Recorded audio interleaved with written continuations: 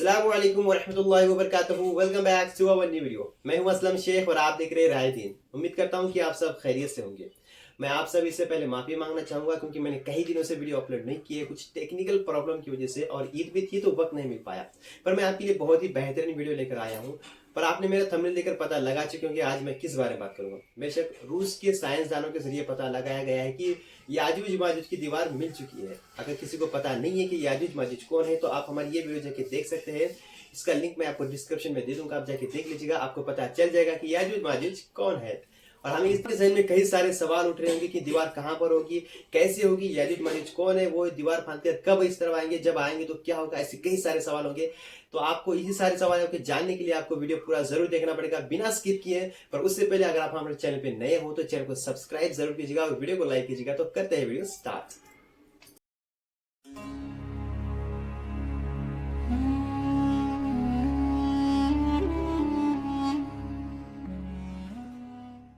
दोस्तों, याजूज माजूज का नाम तो आप लोगों ने सुना ही होगा, क्योंकि आबादी के हिसाब से हमारी दुनिया के दूसरे सबसे बड़े रिलीजन यानी कि इस्लाम में इसको एक कयामत की निशानी के तौर पर जाना जाता है।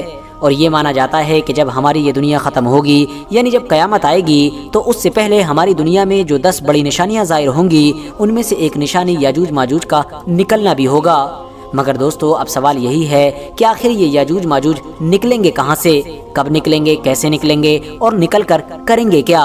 और साथ ही साथ सवाल तो ये भी है कि आखिर याजूज माजूज हैं कौन, ये कहाँ से हैं, इनका इतिहास क्या है और आखिर इनकी इंसानों से दुश्मनी क्या है। तो चलिए आज की इस वीडियो में हम यही सब कुछ जानने की कोशिश करते हैं। साथ ही साथ हम याजूज माजूज की उस दीवार के बारे में भी बात करेंगे कि जो दीवार न सिर्फ हद से ज़्यादा मशहूर है, बल्कि जिस दीवार के बारे में ये भी माना जाता है कि दरअसल याजूज माजूज पिछले कई सालों से, बल्कि पिछले हज़ारों सालों से उसी दीवार के पीछे कैद हैं। हम बताएंगे कि आखिर आज के दौर में वो दीवार कौन से देश में मौजूद है और क्या हुआ था कि जब हमारे दुनिया के एक्सपर्ट्स उस दीवार को ढूंढकर उस तक पहुंचने में कामयाब हुए थे।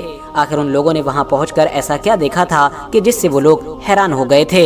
तो सबसे पहले तो मैं आप लोगों को ये बता दूं कि दरअसल याजूज माजूज के इतिहास को पढ़ने और समझने से पहले हमको हजरत जुल्करनैन के इतिहास को समझना होगा।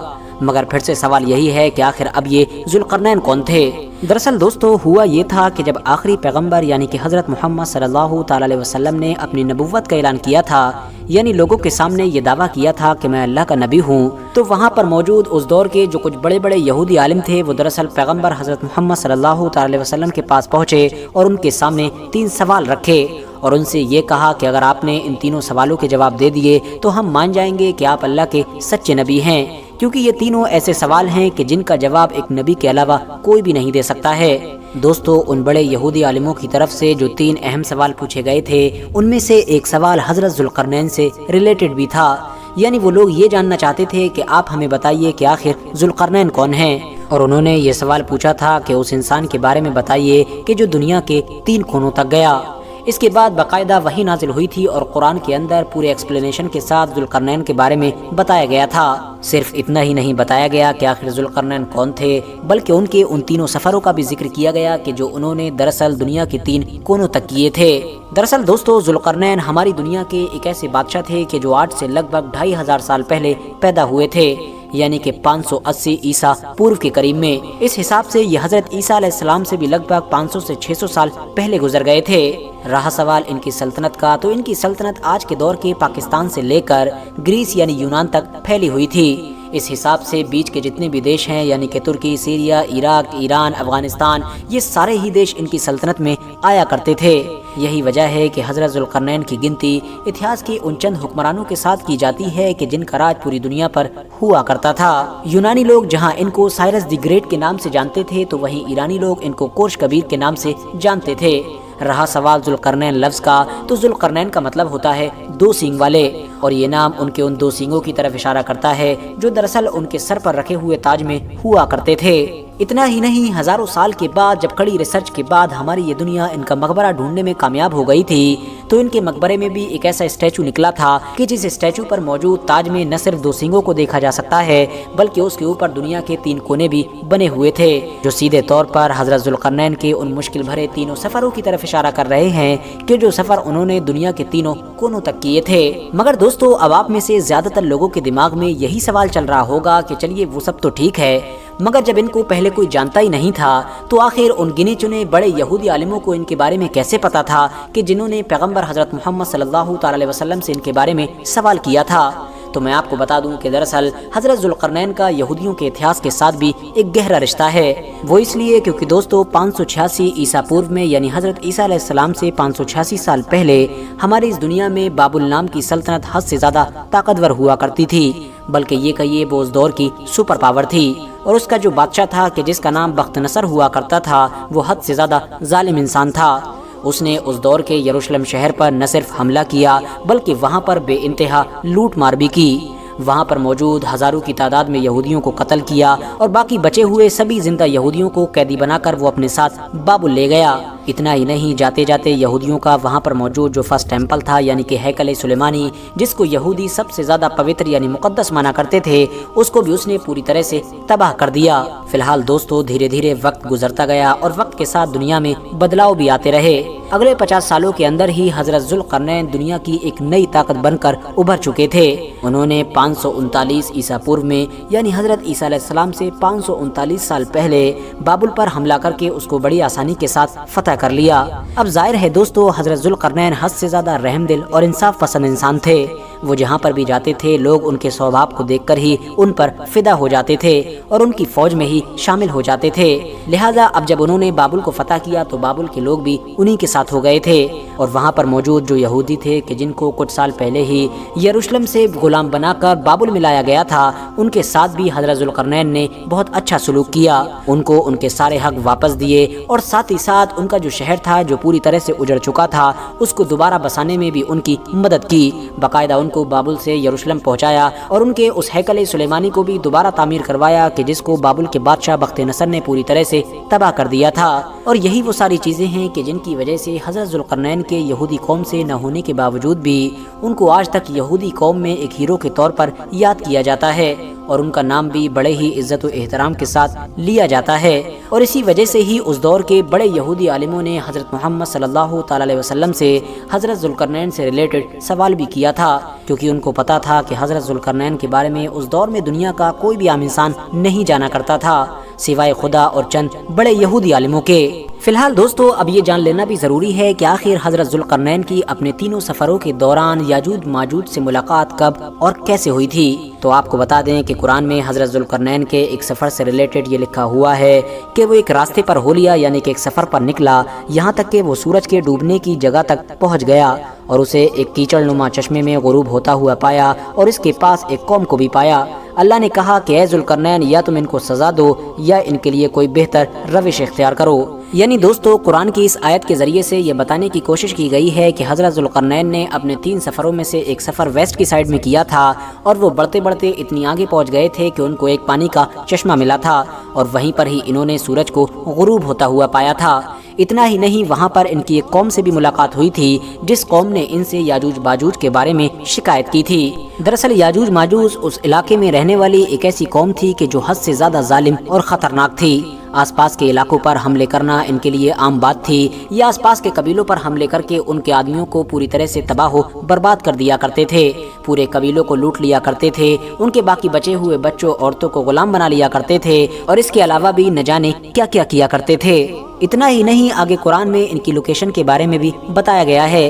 कुरान के मुताबिक याजूज माजूज नाम की ये खतरनाक कौम 2 ऐसे पहाड़ों की ऊंचाइयों पर रहा करती थी कि जहां तक पहुंचने के लिए सिर्फ और सिर्फ एक ही रास्ता मौजूद था। इसीलिए आसपास में रहने वाले वो आम लोग के जो याजूज माजूज के जुल्म सितम से हद से ज्यादा परेशान रहा करते थे, उन्होंने न सिर्फ हजरत जुल्करनैन से इनकी शिकायत की थी बल्कि साथ ही साथ उनसे ये रिक्वेस्ट की कि अगर हम लोग बहुत सारा मालो दौलत इकट्ठा करके आपको दे दें तो क्या आप हमारे और इनके बीच में एक हद से ज्यादा मजबूत और ताकतवर दीवार बना सकते हैं कि जिसके जरिए से हम इनको हमेशा हमेशा के लिए रोक सकें। इस पर हजरत जुल्करनैन ने जवाब दिया कि अल्लाह का दिया हुआ मेरे पास बहुत सारा माल दौलत है, बस तुम मेरी फिजिकल मदद करो यानी कि जिस्मानी तौर पर। बस फिर क्या था कि हजरत जुल्करनैन के साथ मिलकर उन सभी आम लोगों ने और हजरत जुल्करनैन की फौज ने वो दीवार बनाना शुरू कर दी।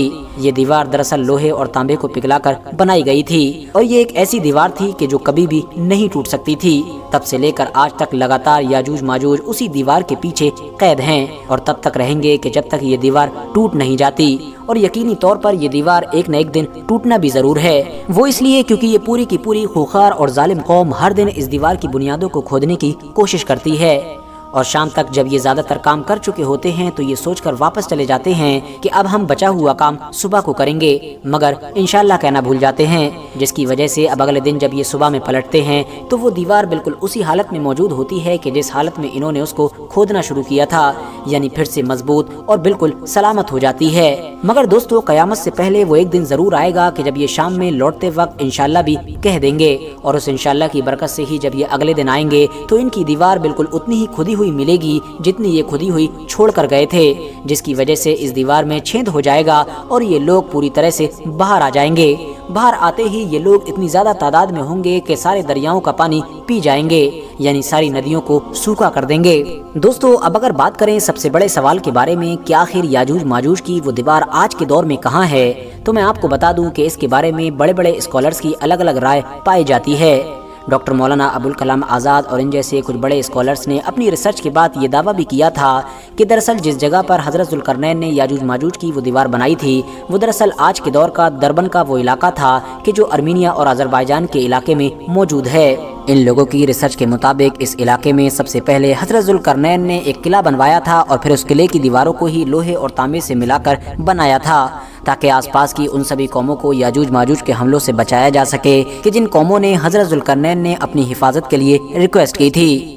इतना ही नहीं, इन लोगों के मुताबिक वहाँ पर आज तक न सिर्फ उस किले के निशान मौजूद हैं बल्कि दीवार के निशान भी देखे जा सकते हैं। इवन कुरान में भी याजूज माजूज से रिलेटेड जो इन्फॉर्मेशन पाई जाती है उस इन्फॉर्मेशन से भी ये लोकेशन काफ़ी हद तक मैच करती है, यानी बहुत सारी चीज़ें सिमिलर पाई जाती हैं। याजूज माजूज की दीवार की लोकेशन से रिलेटेड ये नज़रिया रखने वाले लोग आगे ये भी कहते हैं कि दरअसल इनको कैद करने के बाद धीरे धीरे वक्त गुजरता गया, मगर फिर बाद में याजूज माजूज की कौम में खज़र नाम का एक बादशाह पैदा हुआ जिसने न सिर्फ खुद यहूदी धर्म को कबूल कर लिया था बल्कि अपनी कौम यानी याजूज माजूज को भी यहूदी बना दिया था। और आज के दौर में जितने भी दुनिया में यहूदी पाए जाते हैं वो दरअसल याजूज माजूज की ही नस्ल से हैं। सबूत के तौर पर ये लोग ये दावा करते हैं कि क्योंकि यहूदी एक ऐसा धर्म है कि जिसको कभी भी कबूल नहीं किया जा सकता है, यानी नया इंसान उसको एक्सेप्ट नहीं कर सकता है, क्योंकि यहूदी तो दरअसल एक नस्ल है कि जिसका शजरा ऊपर जाकर नबियों से मिल जाता है। इसके अलावा असल में ऐतिहासिक तौर पर यहूदी गंदुमी कलर के होते थे,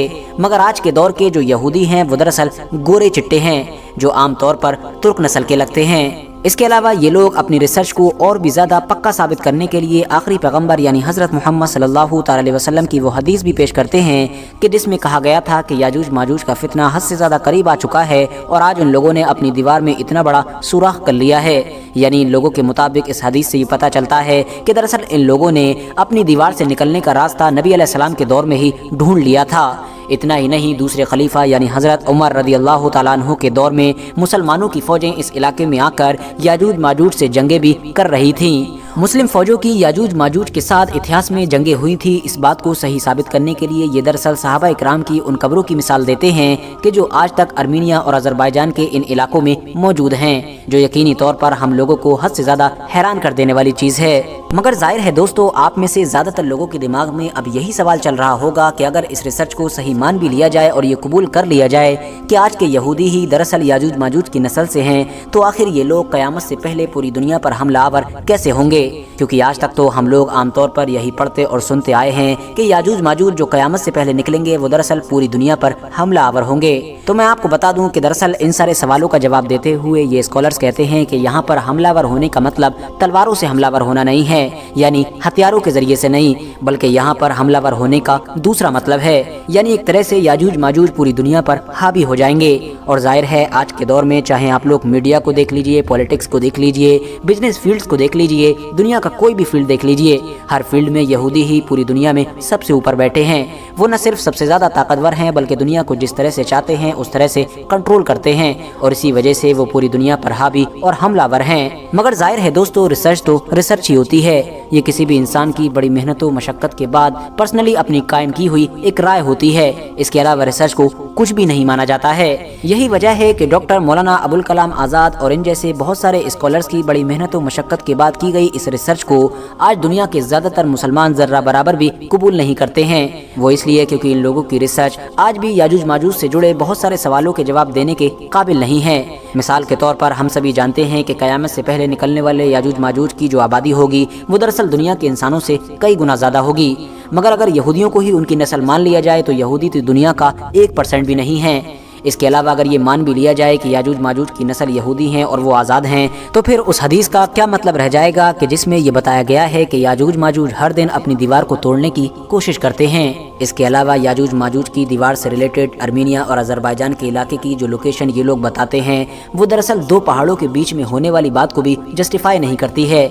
यानी वो किले की लोकेशन 2 पहाड़ों के बीच में नहीं है और जाहिर है वो दीवार 2 पहाड़ों के बीच में ही बनाई गई थी। फिलहाल दोस्तों, अब अगर बात करें याजूज माजूज की दीवार की लोकेशन से रिलेटेड दूसरी थ्योरी के बारे में, तो आपको बता दें कि हमारी दुनिया में अब एक ऐसी रिसर्च टीम भी मौजूद है कि जिसने न सिर्फ ये दावा किया है कि वो याजूज माजूज की दीवार को ढूंढ चुकी है, बल्कि वो ये भी कहती है कि वो वहाँ जाकर बाकायदा उस दीवार को अपनी आंखों से देख भी चुकी है। इस रिसर्च टीम के मुताबिक इन लोगों ने सबसे पहले कुरान, हदीस और ऐतिहासिक किताबों में जितनी भी इंफॉर्मेशन मौजूद है याजूज माजूज से रिलेटेड उस सब को इकट्ठा किया और फिर उसके बाद इस सारी इंफॉर्मेशन की मदद से उस दौर के हिसाब से दुनिया का एक नक्शा तैयार किया और उसके बाद ये लोग याजूज माजूज की दीवार को ढूंढने के लिए निकल पड़े।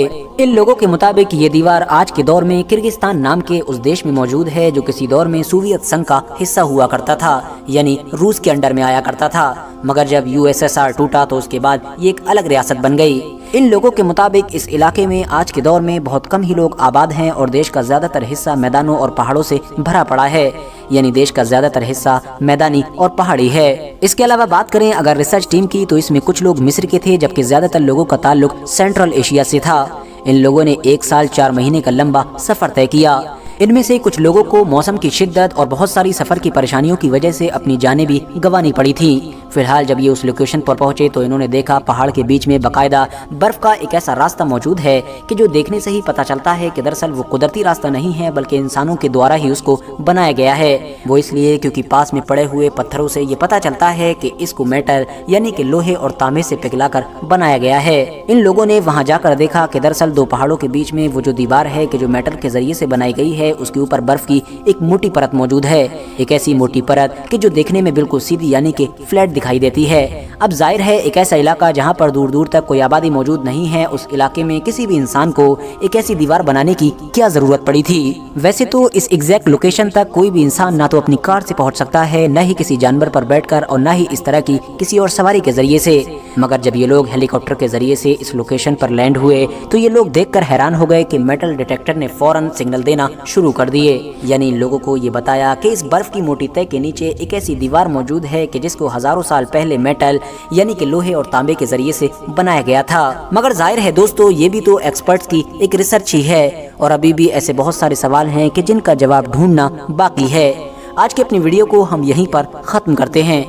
जैसे कि हमें इस वीडियो में बताया गया याजूज माजूज की दीवार के बारे में, इसका कोई भी वीडियो या फुटेज नहीं है जिससे पता लगाया जा सके कि ये सच में वही दीवार है। पर इस वीडियो की 2 बात ऐसे जिससे मैं एग्री नहीं करता हूँ। पहली कि यहूदी याजूज माजूज की नस्ल से है, ऐसा तो मैंने कहीं पढ़ा नहीं है, ना कहीं मैंने अभी तक सुना है कि यहूदी याजूज माजूज की कौम से है, क्योंकि जो याजूज माजूज जो कौम है वो काफी खतरनाक और कद में काफी ज्यादा लंबे है और चौड़े हैं, तो काफी ताकतवर है, खौफनाक है। पर यहूदी तो ऐसे है नहीं बिल्कुल। और दूसरी बात कि जैसे इसमें वीडियो में बताया गया है कि हजरत उमर रज़ियल्लाहु तआला अन्हु के जमाने में मुसलमानों ने याजूज माजूज की कौम से लड़ाई की थी। अब इस बात में कितनी सच्चाई है, अगर उस वक्त अगर याजूज माजूज आ जाती है दुनिया में, जैसे कुरान और हदीस में बताया जाता है, जैसे ही वो कौम इस दुनिया में आएगी काफी तबाही मचाएगी, पूरा पानी खत्म कर देगी पीकर। वैसा तो हुआ नहीं है, तो मैं इस बात से तो एग्री नहीं हूँ। अगर वो दीवार अभी कहाँ पर है अल्लाह सुब्हानहू तआला से बेहतर कोई नहीं जानता, बट आप एक बात जरूर जानते हैं पर आप वो करते नहीं हो, वो है सब्सक्राइब। इसी तरह इस्लाम के बारे में और भी बेहतरीन बातें जानने के लिए हमारे चैनल को सब्सक्राइब जरूर कीजिएगा। अगर आपने इस वीडियो में कोई बात नोट की हो और उससे आप एग्री नहीं करते तो हमें कमेंट करके जरूर बताइएगा। तो मैं भी नए वीडियो नए सबक के साथ अस्सलाम वालेकुम।